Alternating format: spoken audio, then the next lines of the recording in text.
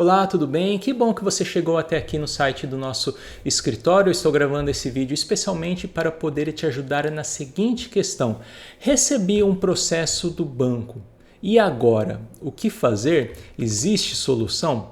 Bom, para princípio de conversa, é importantíssimo que neste momento da sua vida, da vida da sua empresa, você tenha chegado a uma maturidade, né? Ou pelo menos esteja tentando atingir um certo nível de responsabilidade. Por quê? Porque você vai precisar passar por sacrifícios neste momento e enfrentar essa situação para o bem comum, não somente seu, mas da sua empresa, da sua família e dos seus funcionários.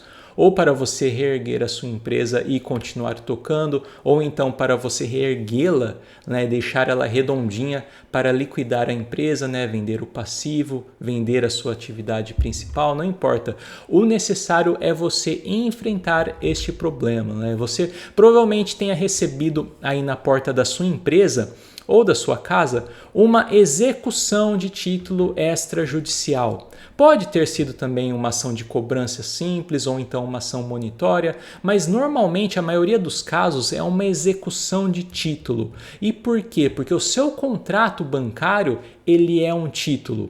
E o credor, ou seja, a instituição financeira, ela vai poder ir na porta do tribunal e executar diretamente esta dívida. Ou seja, o processo é muito rápido e aqui que vem o risco grande, né? Em menos de 2 meses você pode ter os seus bens penhorados ou as suas contas bancárias aí bloqueadas e perder todo o seu dinheiro para o banco. E este é um dos principais objetivos dessa apresentação que eu fiz especialmente para vocês.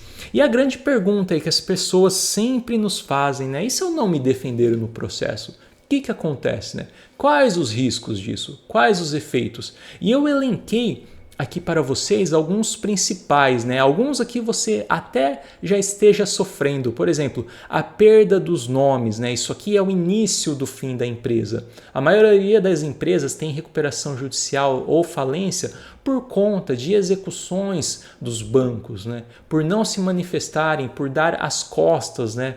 Escutam pessoas falando por aí que dívida de banco não dá em nada, mas não, isso é muito perigoso, né? E a perda dos nomes, ela vai te prejudicar até contra os seus clientes, porque a relação não é somente com os fornecedores, né?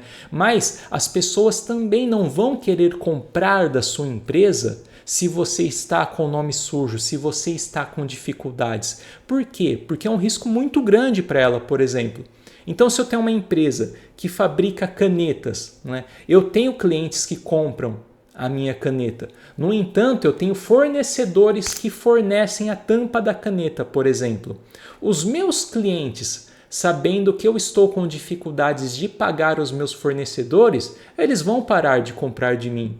Porque isso vai ser um risco para eles também. Pode ser que aquela obrigação que eu tive de entregar a caneta não se concretize.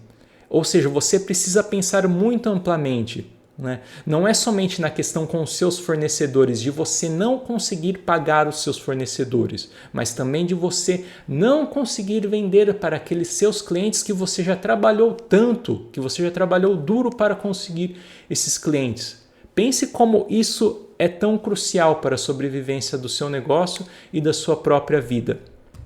Em segundo, se você não se defender no processo, todo aquele ataque do banco na execução vai ser considerado verdadeiro. Porque se você ficou quieto, você ficou inerte, você não falou nada, o juiz vai considerar que tudo aquilo alegado pelo banco é verdadeiro.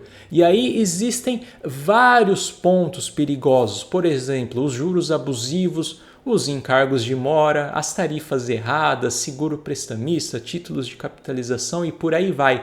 Todo esse montante que constitui a sua dívida vai ser considerado verdadeiro pelo juiz. Ou seja, o que eu quero dizer? Quero dizer que se você não se manifestar no processo, a sua dívida vai ser ainda maior. Você precisa ter uma voz ali te defendendo nesta execução, para que você pague aquilo que verdadeiramente é devido. Até porque nós sabemos que a maioria dos contratos de banco no Brasil são abusivos, são irregulares, são ilegais. E por consequência, O arresto da conta bancária, igual eu falei, né? Você vai perder a sua conta bancária, né? E depois, já num futuro próximo, a própria penhora de bens, né? Os seus equipamentos da empresa, os seus veículos, o seu galpão, se o seu galpão industrial ali é próprio. E não procure ter aquele pensamento superficial, a minha empresa é limitada, então o patrimônio não se confunde com os sócios, eu estou tranquilo. Não. A dívida vai chegar até você e seus familiares, sim, com certeza. E por fim, né, a morte da empresa, a recuperação judicial e a falência.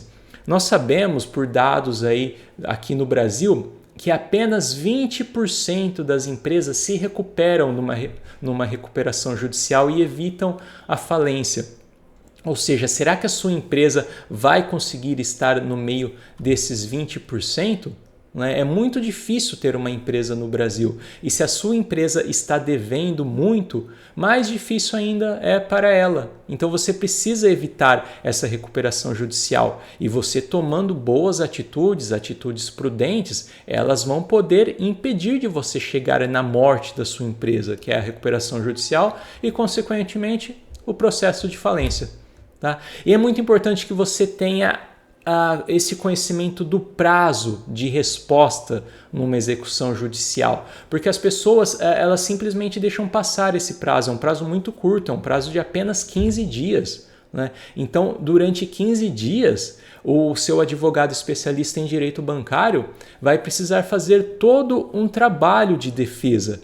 E este trabalho ele constitui a análise de documentos, principalmente os contratos bancários, a identificação das irregularidades, das abusividades, a própria estratégia processual que o advogado vai precisar tomar no sentido, dependendo de como que é o contrato que você celebrou com o banco, os cálculos iniciais que vão ser necessários fazer aí dentro deste contrato e o levantamento do caso concreto. Lógico que cada um desses pontos aqui seria um vídeo especial, mas assim, só para resumir, os tribunais hoje, eles estão cada vez mais focando no caso concreto do contrato, além da taxa média de mercado estipulada pelo Banco Central do Brasil.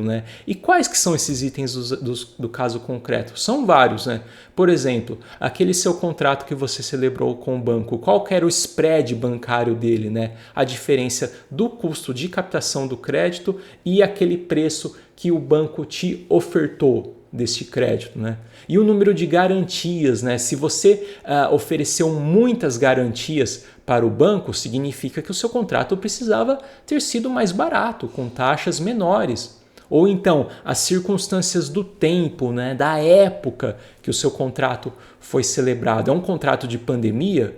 Poxa, na época da pandemia as empresas sofreram muito, O próprio governo federal entrou aí com uma série de medidas, de empréstimos para salvar as empresas. E por que aquele banco comercial te fez um crédito tão caro? Então, isso que significa a análise profunda do caso concreto. E, para finalizar, os efeitos, eu preciso te deixar aqui uma mensagem de esperança, que é possível sair desse problema todo, de enfrentar esse problema. E a partir do momento que você faz uma correta defesa judicial, isso vai se tornando cada vez mais viável. E você sai daquela questão tão alta dos riscos, você começa a diminuir os riscos e aumentando algumas oportunidades. Por exemplo, a questão da segurança que nós colocamos aqui.